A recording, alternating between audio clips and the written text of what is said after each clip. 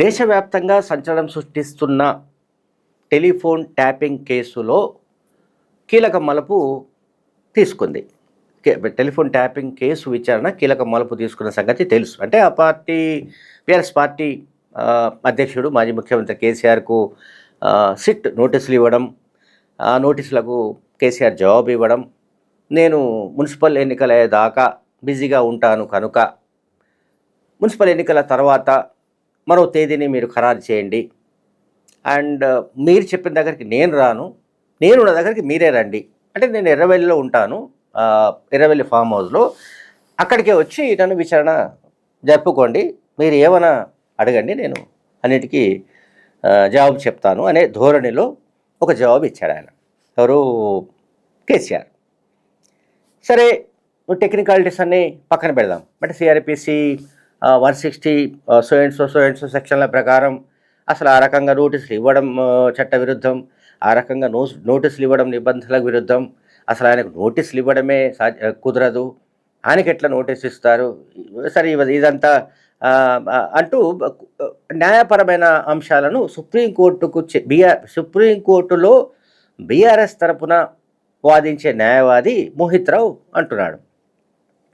సరే, ఇక్కడ కేటీఆర్, హరీష్ రావు, లేకపోతే శ్రీనివాస్ గౌడ్, దయాకర్ రావు, లేకపోతే లక్ష్మారెడ్డి, అంటే పలువురు మాజీ మంత్రులు, పలువురు ఎమ్మెల్యేలు, వీళ్ళందరూ సరే ఇదొక ప్రతీకార చర్య, ఇది కక్ష సాధింపు చర్య, తెలంగాణ సాధించిన జాతిపితనే మీరు ప్రశ్నిస్తారా, అసలు కేసీఆర్ చావు నోట్లకి పోయిన ఒక ధీశాలి అండ్ వీరుడు, శూరుడు అంటూ రకరకాల ప్రకటనలు ఇవన్నీ కూడా వస్తున్నాయి.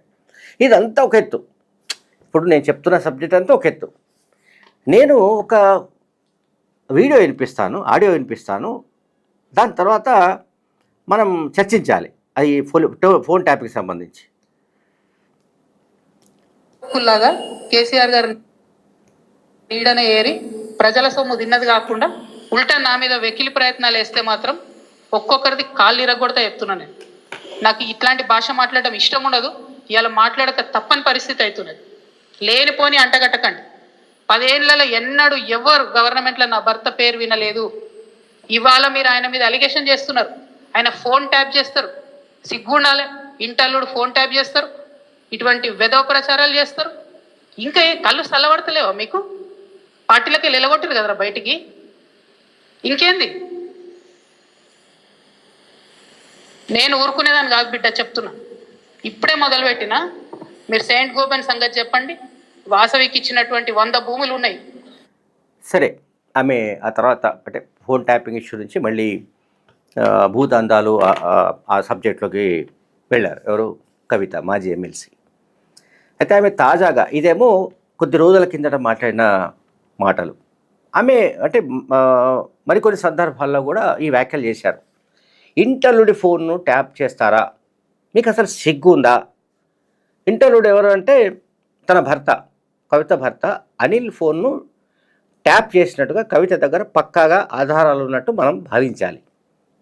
లేకపోతే ఆమె పదే పదే ఈ విషయాలు మాట్లాడడానికి బహుశా ఆమె ప్రయత్నించేవారు కాదు. కవిత చెప్తున్న దాంట్లో పాయింట్ ఏంటంటే ఇంటర్వ్యూడ్ ఫోన్ను ట్యాప్ చేస్తారా అని ఆమె మాట్లాడారు. అట్లాగే ఇంకొక సందర్భంలో మాట్లాడుతూ సొంత బావ ఫోన్ చేస్తారా, సొంత బావ ఫోన్ ట్యాప్ చేస్తారా అని కూడా ఆమె అంది. సొంత బావ అంటే ఎవరు? అంటే ఆమె ఎవరిని ఉద్దేశించి అన్నట్టు? కేటీఆర్ని ఉద్దేశించి అనుకోవాలి. ఇప్పుడు కవిత భర్త అనిల్, కవిత సోదరుడు కేటీఆర్.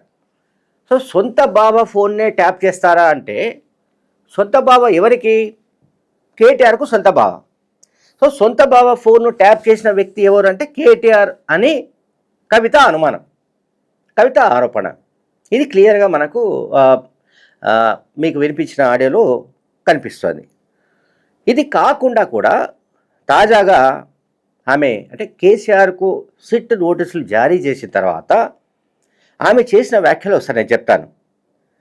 ఫోన్ ట్యాపింగ్లో ఎవరు ఉన్నా సరే, ఫోన్ ట్యాపింగ్ సంబంధించిన నేరంలో ఎవరు బాధ్యులైనా సరే వాళ్ళందరికీ శిక్ష పడవలసిందే. వాళ్ళందరి పైన వాళ్ళందరికీ ఈ ఫోన్ ట్యాప్ చేసిన వాళ్ళందరూ దానికి సంబంధించిన పర్యవసనాలు ఎదుర్కోవాల్సిందే. ఇది కవిత వ్యాఖ్యలు. ఫోన్ ట్యాపింగ్ ఖచ్చితంగా నేరము, తర్వాత అత్యంత బాధాకరం ఆమె చేసిన వ్యాఖ్య. ఈ విచారణను త్వరితగతిన పూర్తి చేయాలి. రేవంత్ రెడ్డి ప్రభుత్వానికి సీరియస్నెస్ లేదు, అందువల్ల దీన్ని బాగా డిలే చేస్తున్నారు. కనుక ఫోన్ ట్యాపింగ్ నేరస్తులకు వీలంత త్వరగా శిక్ష పడాలి. ఈ కేసును వీలంత త్వరగా దీన్ని ముగించండి, దీనికి కంక్లూడ్ చేయండి. దీని ఊరికి ఎంతకాలం దీన్ని విచారణ జరుపుతారు అంటూ ఆమె మాట్లాడుకుంటూ వచ్చింది. అంటే ఇప్పుడు కవిత చేసిన వ్యాఖ్యలలో బిట్వీన్ ది లైన్స్ కనుక మనం చూస్తే ఆమె నేరుగా తన సోదరుడు కేటీఆర్, తన తండ్రి కేసీఆర్ ఇద్దరిని టార్గెట్ చేస్తోంది. ఎందుకంటే బీఆర్ఎస్ హయాంలో బీఆర్ఎస్ ఆల్మోస్ట్ అధికారం కోల్పోయే చివరి సంవత్సరంలో అంటే 2023లో ఈ ఫోన్ ట్యాపింగ్ స్కామ్ జరిగింది. స్కామ్ అనండి, కుట్ర అనండి, మనం ఏమని అనవచ్చు. ఈ ఫోన్ ట్యాపింగ్ సంబంధించిన కాన్స్పిరసీ అంటే కేసీఆర్ హ్యాట్రిక్ కొట్టాలి, మూడోసారి ఆయన ముఖ్యమంత్రి కావాలి అనే కాన్సెప్ట్తో జరిగిన ఒక పొలిటికల్ కాన్స్పిరసీ అది. ఈ కాన్స్పిరసీకి సంబంధించిన వ్యవహారంలో అసలు ఫోన్ ట్యాపింగ్ జరపాలి అని ఆదేశించిన వ్యక్తులు ఎవరు, ప్రముఖులు ఎవరు, అప్పటి ప్రభుత్వం ఉన్న వాళ్ళు ఎవరు, ఆ తర్వాత అది మోడస్ ఆపరెండి ఎట్లా జరిగింది, దీనికి సంబంధించిన అన్ని విషయాలు మనం అందరం చదువుతూనే ఉన్నాం. అయితే ఇప్పుడు కవిత మాటల్ని బట్టి ఈ కేసు త్వరితగతిన పూర్తి చేసి మా అన్నను మా నాన్నను లోపల జైల్లో పారేయండి అని చెప్పినట్టు భావించాలా, లేకుంటే మనం ఎట్లా భావించాలి, ఏ రకంగా అనుకోవాలి? ఫోన్ ట్యాపింగ్ కేసు విచారణ జరుగుతోంది. దీంట్లో నిందితులుగా ఎస్ఐబి మాజీ చీఫ్ ప్రభాకర్ రావు, అట్లాగే నిందితులుగా మాజీ డీసీపీ రాధాకిషన్ రావు, మాజీ ఏసీపీ ప్రణీత్ రావు, భుజంగరావు, తిరుపతన్న, లేకుంటే ఒక న్యూస్ ఛానల్ అధిపతి శ్రవణ్ రావు, ఇట్లా చాలామంది ఉన్నారు. ఈ కేసులో నిందితులు 60 మందికి పైగా ఉన్నారు. వాళ్ళందరినీ అరెస్ట్ చేశారు, జైలుకు పంపించారు, వాళ్ళు రకరకాలుగా ప్రశ్నించారు, వాళ్ళు చాలా విధాలుగా వాంగ్మూలం కూడా ఇచ్చారు, చాలా విషయాలు చెప్పేశారు దాంట్లో.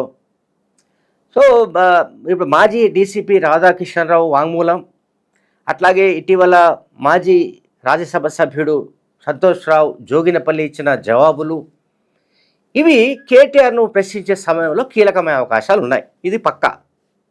ఎందుకు ఈ మాట నేను చెప్పగలుగుతున్నానంటే నేను కాన్ఫిడెన్స్గా చెప్పగలను. ఎందుకంటే పైలట్ రోహిత్ రెడ్డి ఫామ్ హౌస్లో మొయినాబాద్లో బీఆర్ఎస్కు చెందిన 4 ఎమ్మెల్యేలను బీజేపీ నాయకత్వం కొనుగోలు చేయడానికి చేసిన ప్రయత్నం వెనుక ఈ ఫోన్ ట్యాపింగ్ తతంగం ఉంది అని బయటపడింది. ఆ విషయాన్ని రాధాకిషన్ రావు, మాజీ డీసీపీ, ఈ కేసులో నిందితుడైన మాజీ డీసీపీ రాధాకిషన్ రావు స్వయంగా తన వాంగ్మూలంలో సిట్కు చెప్పాడు. కనుక దీనిపైన కేసీఆర్ను ప్రశ్నించే అవకాశాలు పక్కాగా ఉన్నాయి. సరే, కేసీఆర్ పైన కేసీఆర్ను ఏ ప్రశ్నలు సిట్ అడుగుతుంది, ఆయన ఏం చెప్తాడనేది అది తర్వాత చూద్దాం. బట్ ఇప్పుడు నేను ఇక్కడ కవిత వరకు కన్ఫైన్ అవుతున్నా. కవిత చెప్పిన మాటల్లో ఆంతర్యం ఏంటి? ఈ కేసు త్వరితగతిన పూర్తి కావాలి. ఫోన్ ట్యాపింగ్ పాల్పడ్డ వాళ్ళు, ఫోన్ ట్యాపింగ్ చేయాలని ఆదేశించిన వాళ్ళు ఈ కేసుకు సంబంధించిన పర్యవసనాలు అంటే చట్టపరంగా పర్యవసనాలు అనుభవించవలసిందే అని ఆమె చెబుతున్నారంటే కేటీఆర్ను వీళ్ళిద్దరిని శిక్షించాల్సిందే అని ఆమె చెప్పకనే చెబుతున్నట్టు నాకైతే అర్థమవుతోంది. Thank you very much.